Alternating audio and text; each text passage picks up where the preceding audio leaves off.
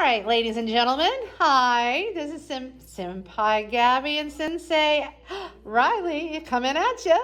So now we're going to be working on phase 2, lesson number 2. So the first thing that we're going to work on is our triple hook drill.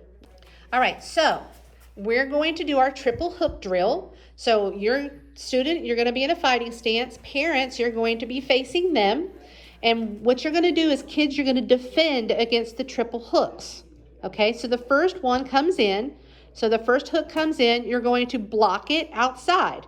Okay, then the next hook's going to come from the same side, and then she's going to block it by putting her hand up to cover. This is called cover. See how she's got her arm right on her face, and then her glove wraps around the back of her neck. That's called a cover. Okay, so the first one is a block out. The second one is cover. Okay, the last one is going to be a bob and weave. So you're going to dip down, take a step, and come back up. You do not want to bend your back. You want to bend your knees. Do not bend your back, because then your head's down and they can knee you in the face. Don't let them knee you in the face. So resetting again. So first hook comes in, block out. Second, cover and bob and weave. See how she bobbed and weaved? She used those knees. So we're going to rotate, do it from the other side so you can see the other side. So the hook comes in, she blocks it from the outside. Then she covers, then she does a bob and weave. Nice. And see how she stays in her fighting stance? It's not feet together. It's staying in your fighting stance. If you're moving to the right, your right foot moves first. If you're moving to the left, your left foot moves first. So now we're going to do both sides at full speed. Go.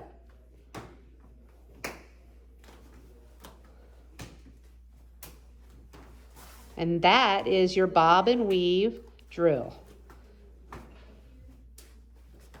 Very nice. Thank you, guys. So we're going to reset. Now we're going to be working on our bob and weave. We're going to be practicing that a little bit more. So as we just talked about, she's going to be in a fighting stance.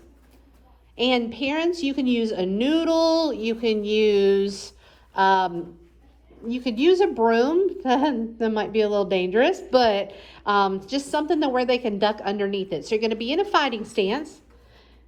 And what you're going to do is if you're going to the left, your left foot moves first. You're going to dip your knees down, and you're going to bob and weave. And see how her back foot follows? Now, if she's going to the right, guess what? Right foot goes first. Dip, bring it back up. So bob and weave. Do not bend at the waist.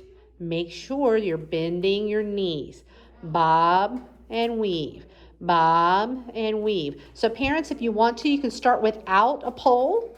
And then if you want, you can stick your arm out and let them bob and weave under your arm. Or you can get a broomstick and have them bob and weave under the broomstick. So there's an arm. Have them bob and weave. Bob and weave. And when you guys do this, try to have your head as close as you can to the arm. And that way, you're barely brushing your hair underneath their arm. It's nice and tight, nice and close. This is a great drill. There's so much you can do from this drill. Thank you, Senpai. Her knees are feeling it right now. So that's your bob and weave drill, which is part of your triple hook drill. So the next we're going to go into is our mount drills.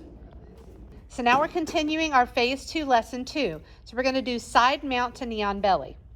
So what we're going to do is, again, if you have a pillow or, parents, you can do this too. Just go ahead, grab something that can represent a person. What we're going to do is we're going to work on side mount. And now with side mount, what you want to do is you want to have your knees on each corner of the pillow, person, whatever it is. Your elbows are going to be over the top, and it looks like you're going to be hugging them tightly. So if I didn't have the shield, it looks like I'm here, and I'm hugging everything in tightly from here.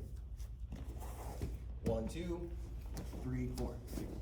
Now, how to transition from side mount to knee on belly, what I'm going to do is I'm going to take one hand and I'm going to post it. This would represent their shoulder. The other hand's going to sweep around and post on their hip. From here, I'm going to quickly pop up, and as soon as I do, I replace it with my knee.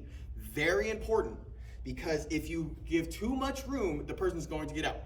So To go back into side mount, I do the same thing opposite. Shoulder, hip, replace, scoop. So one more time from the other side. Shoulder, hip, shoulder, hip. Over the head, shoulder, hip, pop up, put my knee on belly. Same rules apply.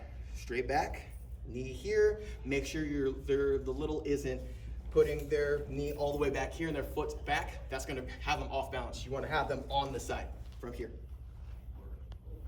So now what we're gonna do is actually gonna show you exactly where you're supposed to position yourself for the side mount to the knee on belly. So if I'm here with Sensei Austin, what he's gonna do is he's gonna get into side mount. So, without the pad, my actual knees are gonna be placed next to his hip and next to his shoulder. This is where I want my knees to be. And this is why we said you wanna have a pad or a pillow that's kind of the size of somebody's abdomen so you can represent the positioning for your knees. So I'm here, hip and shoulder, same thing. Elbows are gonna go in the same place. Hip and shoulder, I'm kind of making a triangle and tucking everything in as Sensei Riley explained. So from here now, I post on the shoulder, I post on the hip, and as soon as I pop up, my knee goes right on his belly, knee on belly. Again, keeping that leg nice and straight, and I have a good base.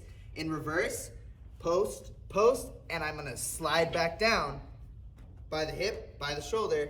Same thing on this side, here, and we tuck.